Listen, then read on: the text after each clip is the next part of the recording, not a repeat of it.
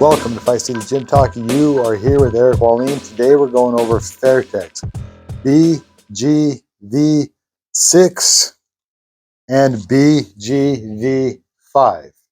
So, what's the difference between the two of them? The biggest noticeable difference right out of the gate is this little cut on the Velcro. Why they did it, I don't know. They both say genuine leather right on them. Let's weigh them. You might get sick of my little trusty scale here, but honestly, ever since I bought it, I'm super stoked to throw gloves on this scale. So we did weigh Fairtex in my last video, but it wasn't the BGV5. So let's see what this one weighs in at. BGV5, 16 ounce, weighing it at 15.75. That's awesome. That's really close. That's a great weight. Okay. BGV6. I suspect it's going to be a little lighter. Let's see. 15.20. I bumped the scale. Let's do it again. 15.15. So right there, low 15s. And I'm fine with that. That's close enough as far as I'm concerned. It doesn't have to be exactly 16 ounces. Like I said in the last video, I weighed a couple used gloves and new gloves, the exact same model. The used gloves were always heavier. So I'm pretty sure as you accumulate sweat and skin dandruff, whatever, into your glove, it will become heavier. So a glove that's just under 16, it'll become 16 ounces. Now, besides that, let's look at the construction. At first glance, I was like, they're essentially the same glove, but they're not. You notice the BGV6 kind of has this support down the wrist. Now, that might be awesome for blocking kicks or just straight up wrist support. Let's see what they feel like. And the BGV5, you notice it still has the padding there. It just doesn't come up and around. And this one comes up and around. And I actually really like that. Let's see what it feels like once I put it on.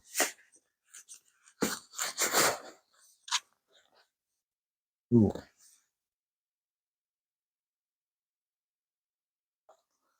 From inside, the leather feels really like kind of tough and authentic leather. The type of leather I feel in like real authentic Mexican gloves. I don't know. It has a really kind of like stiff, authentic feel to it.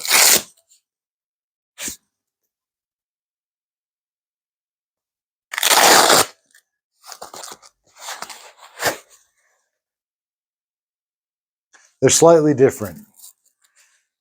And I can't really put my finger on it. No, I still feel some of the same characteristics. It does feel like they're a little bit, with the gloves just on my hand, they feel very much the same. Oh, this one's got the tag in it.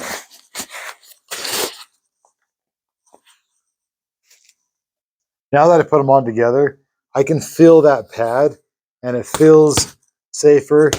It feels more secure. As I do this, I feel like my hand can kind of move. As I do this, I feel like it can't. Yeah. So this one, if you ask me, feels like it has better wrist support. And like I say, if I were to block a kick or something, I bet you I'd like to have that pad right there blocking my hands.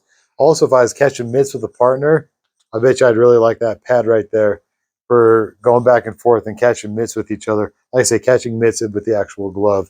Not everybody does it, but I've done it quite a bit. So, man, I kind of had my mind made up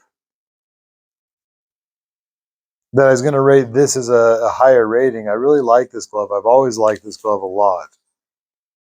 But now I got to give them a score. The reason I'm so confused, I don't like this Velcro at all. I think it's stupid. Why would you not just cover it all the way across? And I'll tell you why. If they did, it would look almost identical to this glove, and most people wouldn't know the difference between the two of them. The reason I don't like with them going narrow is because Velcro is something that always breaks down on gloves, and I want as much Velcro as possible. As I pull this, there's a lot of Velcro on that glove. It's going to take a very long time to wear that Velcro out.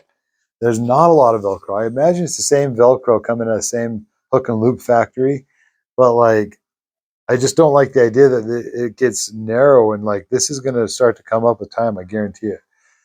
But when I was wearing it, I liked the way this one felt better. I liked feeling all that pad and cushion up around my wrist. I liked the idea that if I were to catch a kick, block, or even do mitts, catch combos with it, that I'd have that extra padding. So I'm going to rate them both. And remember, I always rate on price as well. Durability, Fairtex is awesome. I have all the confidence in the world that like they will last a long time. I just don't know why they did that. So as far as durability is concerned, I'm going to say they're probably both pretty close to the same. This one I bet you will wear out a little bit faster. I like the way this one feels a little bit better. They're both about $100. So I'm going to bring them both in at a 7. So I don't think you could go wrong with either glove.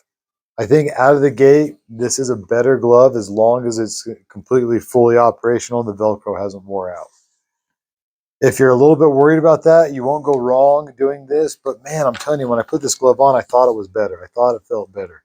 So whatever you decide, I'm sure these won't be bad gloves. If you're thinking about buying them, just order whatever one you want. I'm sure it'll do great. And I don't really know which way to push you, to be honest. Like I say, I rate them both at a 7.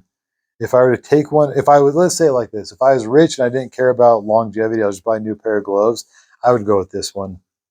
If I'm the type of guy that just buys a new pair every year, I just go with it. But if I don't want to buy a new pair of gloves every year, and I am a little bit worried about money, I think I'd go with the BGV5.